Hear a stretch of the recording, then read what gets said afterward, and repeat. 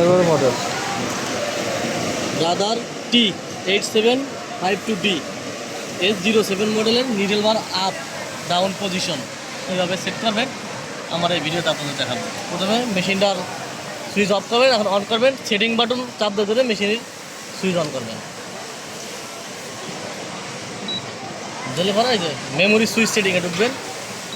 ঢুকলে পরে আমার এইখান থেকে যাইতে হবে 102-তে। এখান থেকে আমার চাপ দিয়ে 102 আনতে হবে। সেখানে আমি কমাই দিতেছি 102 নিডল আপ স্টার্ট পজিশন। এখান থেকে আপনি যত কমাবেন, এখানে আমার -6 আছে, এখানে যত কমাবেন তত নিডল বার পজিশনটা আপ হবে। যত কমাবেন যত বাড়াবেন প্লাসে গেলে পরা ডাউন হবে। আবার যখন 0 থাকলে পরে আমার এটা মেশিনের যে পজিশন সেই পজিশনে আছে 0-তে। আমি এখন মাইনাস করবো আমার এটা নিডল বার পজিশন আপ থাকবে। এটা ওকে করে দিবেন। ওকে করে এখান থেকে বাইরে যাবেন। এখন বাটন চাপতে বাইরে দেবেন, বাইরে গেলে মেশিন পজিশন ওকে।